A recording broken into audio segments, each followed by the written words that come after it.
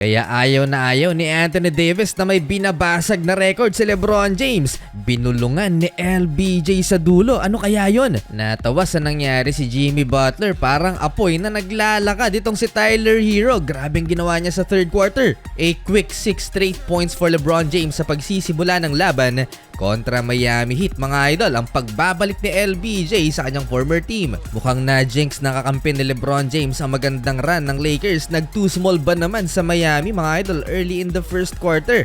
Nagkasunod-sunod ang turnover ng Los Angeles Lakers at mabilis na lumobo sa 14 points ang lamang ng Miami Heat. Maluwag ang depensa ng Lakers mga idol sa Miami. Tingnan nyo to, mismatch. Pinabayaan lang ni Anthony Davis at LeBron James si Bam Adebayo na maka one-on-one si D'Lo. Eto pa, driving dunk. Solid both offense and defense si Jimmy Butler. Supalpal din si D'Angelo Russell. 1 block and 1 steal for Jimmy Bucket sa opening frame. As 2 minutes, simpleng galawan lang ni Jimmy Butler. Step back, corner 3-pointer sa harap ni Anthony Davis. Sabay tawa mga idol. 34-26, end of first quarter mga idol. Lamang ang Miami Heat. 5 of 6 from the field si LeBron with 10 points. Second quarter, LeBron James half spin. Iwan si Terry Rozier for one-handed throwdown. Kaya hirap ang LA Lakers. Hindi nila dino-double team si Bam Adebayo na dinodomi na lang ang pintura.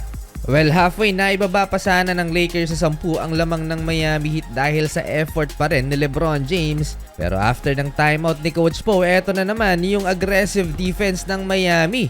Sira ang game plan ng Los Angeles Lakers dahil sa pressure ng Miami Heat. Mga idol, tingnan nyo naman yung mabilis na double team na ina-apply nila sa LA. 21 points ang biggest lead ng Miami Heat sa Lakers dito sa first half. Highest first half scoring ito para sa Miami Heat ngayong season with 11 3-pointers. Indikasyon na may problema talaga sa depensa ang Lake Show. 69-52, malaki ang dapat habulin ng Purple and Gold.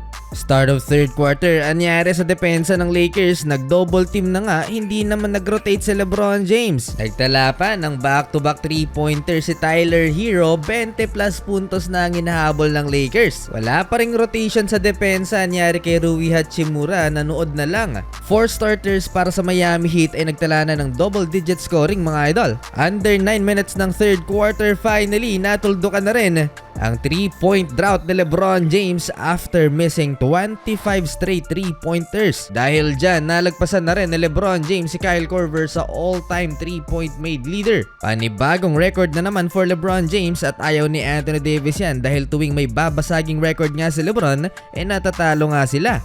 Walang nagawa si LeBron James kundi buhatin ng LA Lakers with 25 points running mid-range J. Sayang ang effort ni LeBron James dahil naman kay Tyler Hero na nagpaulan ng 3-pointers. 5 magkakasunod na tres, yung isa dyan mga idol, and 1 opportunity pa pero naimintas ang bonus free throw. 25 points na rin si Hero with 7 3-pointers. Kung may binasag na record si LeBron James, heto Tyler Hero, 2 3-pointers pa, 7 out of 7 3-point made dito lang sa third quarter. 21 points for Tyler.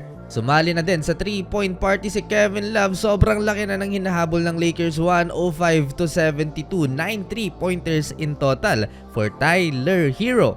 Anyari kay Anthony Davis, 8 points in 3 out of 14 field goal. Fourth quarter na travel si LeBron, nakabawi naman si LBJ. Layup to cut the lead into 36 points. After niya, nilabas na at inupo ang dalawang superstars ng Los Angeles Lakers. Lagpas isang buwan ba naman ang lamang may binulong si LeBron James kay Anthony Davis mga idol. Ano kaya yan?